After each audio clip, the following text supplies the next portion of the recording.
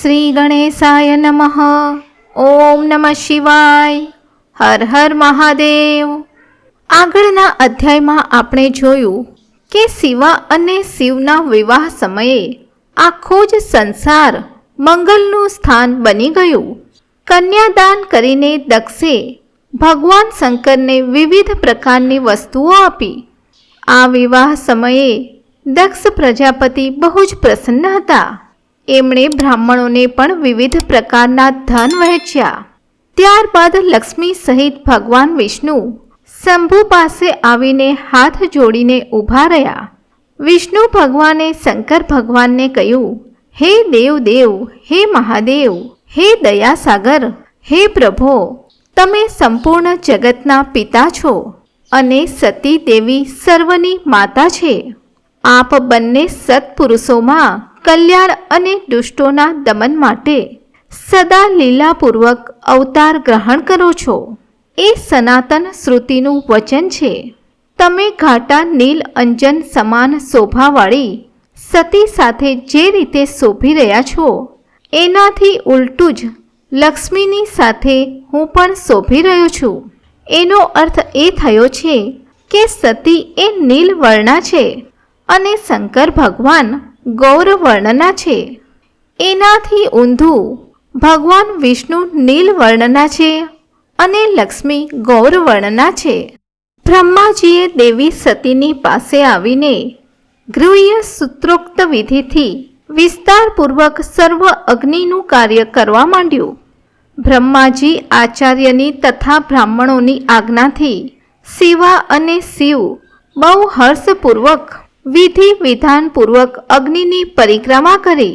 આ સમયે ત્યાં બહુ અદ્ભુત ઉત્સવ થયો. વાજા ગાજા અને નૃત્યની સાથે થનારો એ ઉત્સવ સર્વને ખૂબ જ સુખદ થયો. ત્યારબાદ ભગવાન વિષ્ણુજી બોલ્યા, હે સદાશિવ, હું આપની આજ્ઞાથી શિવ તત્વનું વર્ણન કરું છું. સમસ્ત દેવતા તથા બીજા મુનિ પોતાના મનને એકાગ્ર કરીને આ વિષયને સાંભળે. હે શંભો, આપ પ્રધાન અને અપ્રધાન છો, અર્થાત પ્રકૃતિ અને એથી પણ અતીત છો. આપના અનેક ભાગ છે, છતાં આપ ભાગ રહિત છો. જ્યોતિર્મય સ્વરૂપવાળા પરમેશ્વરના જ આપણે ત્રણેય અંશ છે. શિવ કોણ, બ્રહ્મા કોણ અને વિષ્ણુ કોણ? આપ પરમાત્માના જ આ ત્રણ અંશ છે, જે સૃષ્ટિ, પાલન અને સંહાર કરવાને કારણે એકબીજાથી ભિન્ન પ્રતીત થયા કરીએ છીએ. આપ સ્વયંના સ્વરૂપનું ચિંતન કરો. આપે સ્વયં જ લીલાપૂર્વક શરીર ધારણ કર્યું છે. આપ નિર્ગુણ બ્રહ્મ રૂપથી એક છો. આપ જ સગુણ બ્રહ્મ છો અને અમે બ્રહ્મા, વિષ્ણુ તથા રુદ્ર ત્રણેય આપના અંશ છે. જેવી રીતે એક જ શરીર ભિન્ન ભિન્ન અવયવ, મસ્તક, ગ્રીવા વગેરે નામ ધારણ કરે છતાં પણ એ શરીરથી ભિન્ન નથી, એવી જ રીતે આપણે ત્રણેય અંશ આપ પરમેશ્વરના જ અંગ છીએ, જે જ્યોતિર્મય આકાશવત સર્વવ્યાપી અને નિર્લેપ પોતે જ પોતાનું ધામ, પુરાણ, કુટસ્થ, અવ્યક્ત, અનંત, નિત્ય તથા દીર્ઘ વગેરે વિશેષણો રહિત નિર્ગુણ બ્રહ્મ છો. એ જ શિવ આપ છો. તેથી આપ જ સર્વકાય છો. ભગવાન વિષ્ણુની આ વાત સાંભળીને મહાદેવજી બહુ પ્રસન્ન થયા. ત્યાર પછી વિવાહ અર્થાત યજ્ઞના યજમાન પરમેશ્વર શિવ પ્રસન્ન થઈને લૌકિક ગતિનો આશ્રય લઈને હાથ જોડીને ઊભેલા બ્રહ્માજીને કહેવા લાગ્યા, હે બ્રહ્મન, આપે સર્વ વૈવાહિક કાર્ય સારી રીતે સંપન્ન કરાવી દીધું. હવે હું આપના પર પ્રસન્ન છું. આપ મારા આચાર્ય છો. હવે બતાવો કે આપને શી દક્ષિણા આપું. હે સુરશ્રેષ્ઠ, આપ દક્ષિણા માંગો. હે મહાભાગ, જો તે અત્યંત દુર્લભ હોય તો પણ એ શીઘ્ર કહો.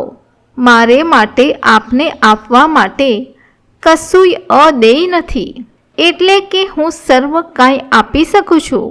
ભગવાન શંકરનું આ વચન સાંભળીને બ્રહ્માજી હાથ જોડીને વિનિત ચિત્તથી વારંવાર પ્રણામ કરવા લાગ્યા અને બોલ્યા, હે દેવેશ, હે શંભો, જો આપ પ્રસન્ન થયા હોય, જો હું વરદાન પામવાને યોગ્ય હોઉં તો મારી વાત પ્રસન્નતાપૂર્વક પૂર્ણ કરો. હે મહાદેવ, આપ આ જ રૂપમાં આ વેદી પર સદા બિરાજમાન રહો, જેથી આપના દર્શનથી મનુષ્યોના પાપ ધોવાઈ જાય. હે ચંદ્રશેખર, આપનું સાનિધ્ય હોવાથી હું આ વેદીની પાસે આશ્રમ બનાવીને તપસ્યા કરું. આજ મારી અભિલાષા છે. ચૈત્ર શુક્લ પક્ષની 13 પૂર્વ ફાલ્ગુની નક્ષત્રમાં રવિવારને દિવસે આ ભૂતલ પર જે મનુષ્ય ભક્તિભાવથી આપના દર્શન કરે એના તમામ પાપ તત્કાળ નષ્ટ થઈ જાય અને વિપુલ પુણ્યની વૃદ્ધિ થાય. સમસ્ત રોગોનો સર્વથા નાશ થઈ જાય. જે નારી દુર્ભગા, વંધ્યા, કાણી અથવા રૂપહીન હોય તે પણ આપના દર્શન માત્રથી જ અવશ્ય નિર્દોષ થઈ જાય. બ્રહ્માજીની આ વાત આત્માને સુખપ્રદ હતી. આ સાંભળીને ભગવાન શિવ પ્રસન્ન થયા. ભગવાન શિવે કહ્યું, હે વિધાતા, એવું જ થશે. હું તમારા કહેવાથી સંપૂર્ણ જગતના હિત માટે મારી પત્ની સતીની સાથે આ વેદી પર સુસ્થિર ભાવથી સ્થિત રહીશ. આવું કહીને પત્ની સહિત ભગવાન શિવ પોતાની અંશરૂપિણી મૂર્તિને પ્રગટ કરીને વેદીના મધ્ય ભાગમાં બિરાજમાન થઈ ગયા. ત્યારબાદ સ્વજનો પર સ્નેહ રાખનારા પરમેશ્વર શંકર દક્ષ પાસેથી વિદાય લઈ પોતાની પત્ની સતીની સાથે કૈલાસ જવા માટે તૈયાર થયા.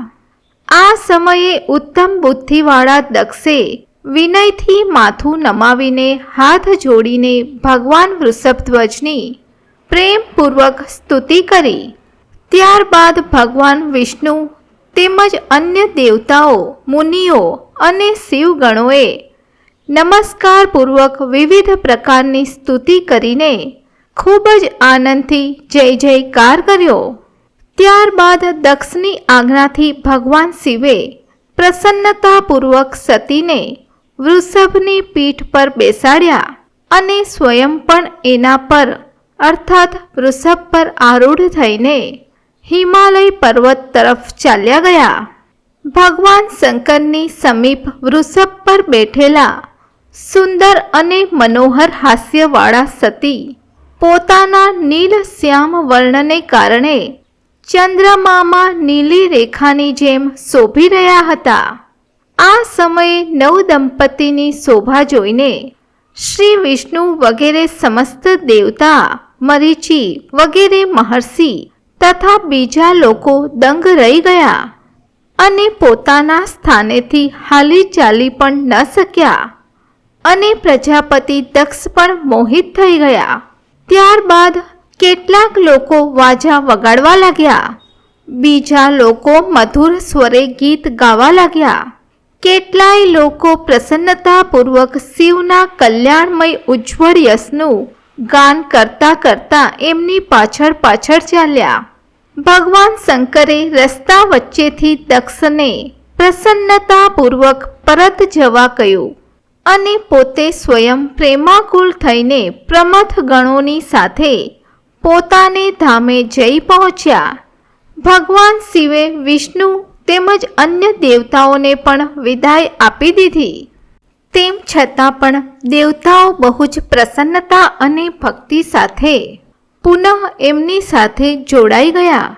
એ સર્વ દેવતાઓ, પ્રમથ ગણો અને પોતાની પત્ની સતીની સાથે હર્ષ ભરેલા શંભુ હિમાલય પર્વતથી સુશોભિત પોતાના કૈલાસ ધામમાં જઈ પહોંચ્યા. કૈલાસ પહોંચ્યા પછી દેવતાઓ, મુનિઓ અને બીજા લોકો બહુ આદર સન્માનપૂર્વક મનમાં પ્રસન્નતાની છાપ લઈને પોતપોતાને ધામે ચાલ્યા ગયા. સદાશિવનું ચિંતન કરવાવાળા ભગવાન શિવ પણ અત્યંત આનંદિત થઈને હિમાલયના શિખર પર રહીને પોતાની પત્ની દક્ષ કન્યા સતીની સાથે વિહાર કરવા લાગ્યા. સૂચિ મુનિઓને કહે છે કે પૂર્વકાળમાં સ્વયંભૂ મન્વંતરમાં ભગવાન શંકર અને સતીનો જે પ્રકારે વિવાહ થયો એ આખો પ્રસંગ સંભળાયો છે.